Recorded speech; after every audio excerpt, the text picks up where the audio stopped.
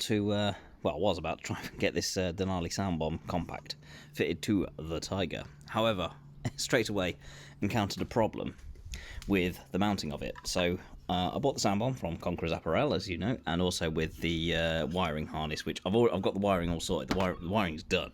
I just need to actually put the unit where I want it. So I did the wiring whilst waiting for this to turn up. This is the proper Tiger 800 bracket for the Denali SoundBomb. However, I missed the part that says it's not compatible with the OEM Crashbars. So the problem I've got is with this unit, it doesn't fit. So really, I need something that can either mount it here, which is not quite where I'd like it, or a bit further up here, which I think would blend in quite nicely. I've inadvertently, whilst having a bit of a clear out in the garage, I've inadvertently found a solution. And that is this. This is an original indicator rear light mount for a Triumph 865 Scrambler / Thruxton. I know that because this is what Captain Rambunctious gave to me after I crashed my Scrambler and I needed some spares. He sent me this along with his old indicators there. The old indicators are there. I think so. I think it was only the indicator lenses I needed, but he sent me basically the whole back end because he'd already put a tail tidy on and stuff. So yeah, this was going spare. So I've got this, and as it turns out, the length of this piece looks about perfect, and it seems solid enough to be able to support the weight of the SoundBomb. Because I could have 3D printed a mount for this, which would have, I could have made it exactly how I wanted it, but I think for PLA plastic on one of these, for the weight of this, because it's not light, it's fairly weighty. I think yeah, there'll be too much weight on it. It'd probably end up snapping over time. So what I'm going to do with this, I'm going to get the Dremel out. I'm going to just cut the fat bits off here, the bits I don't need, and yeah, see how that fits up and get it fitted.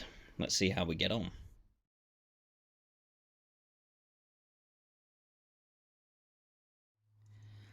Okay, after a bit of dremeling and chopping down, yeah, cut the bits we don't need off. I've left this side on because this bit is going to be ideal for just a cable tie mount for the wiring.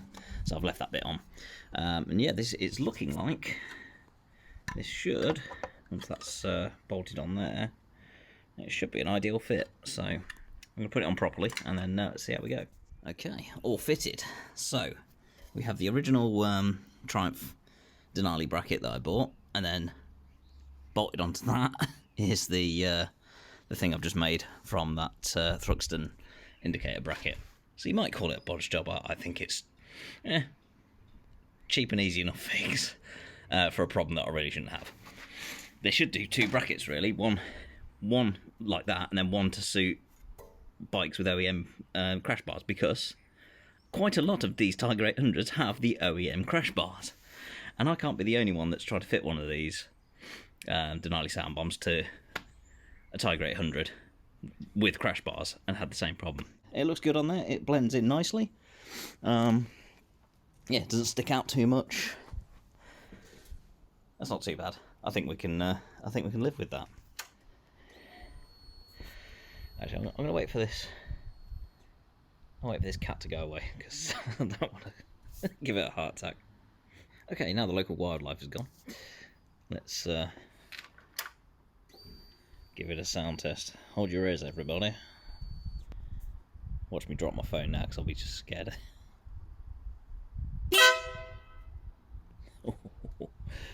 It's a truck. Okay. Well, that should stop people pulling out on me.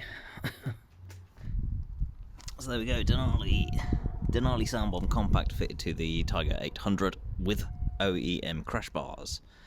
It's doable, you just need to make your own bracket. There we go. So as for the wiring of the Denali SoundBomb, if you get the plug and play harness kit for it, it is so easy. Because, I mean, you get plenty of cable with it, so it doesn't matter if your bike is 10 feet long, you should have enough cable. You should have enough wiring to do it. Okay, that's a slight exaggeration, but yes, you get plenty of cable. So I'm going to cut this down eventually because there is a lot of spare cable in here, and it's just a mess in there at the minute. So that's going to get tidied up eventually. With the plug and play harness, you get the relay plug. The relay comes with the SoundBomb itself. But yeah, you get the relay plug, the wiring, which you have connections that go from your battery terminals to the relay, and then there's a cable that runs to your original stock OEM horn, which on the Tiger 800 it is under the beak or under the nose, whatever you want to call it. It's under there, and that's got you get spade connectors on the end of that. So all you need to do is unplug your OEM horn, identify which side's positive and negative, and then you just plug the wires from your horn into the wiring harness for the Denali. And then also, obviously, from the wiring harness, you get the wiring to the unit itself. And that's how it works. So when you press your horn, it just uses the existing OEM horn circuitry to power the SoundBomb. Simple. There are other options. Obviously, if you prefer a bit more of a professional approach, then yeah, there are different wiring options that you can do. So you don't have to just connect straight up to the battery. There are other ways you can do it. But that was the easiest way. So you literally just plug it all in and play. Now with this plug and play harness, you do have the option to tap into the existing wires for the OEM horn. So rather than unplugging the horn and disconnecting it, you can tap into the wires that go to it, so the existing horn works as well. And I think what I'm going to do for this is wire in an isolator switch. So should I want to, for any reason, I can isolate the SoundBomb so the SoundBomb is off and my stock horn is what it sounds. Say, for example, maybe I'm going to take it for the MOT. I don't really want to deafen my MOT tester, certainly without warning that there is this thing installed. So I could just flick this switch so it's off. When it goes through its MOT, it'll just pass through with its normal horn. But otherwise, the default setting will be on, because, you know, you don't really know when you're going to need to use your horn for its correct reason, do you? So yeah, that's it. Thoroughly recommended. Wiring it is easy. Mounting it depends on your bike and what options you've got. But overall, yeah, very easy to do.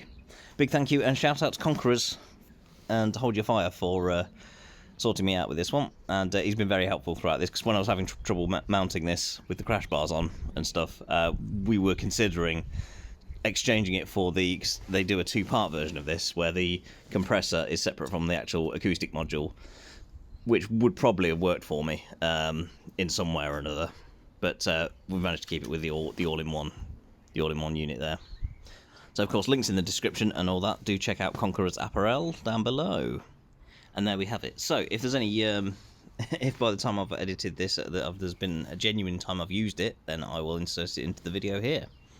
If not, thank you all for watching. I'll see you on the next one. Bye bye.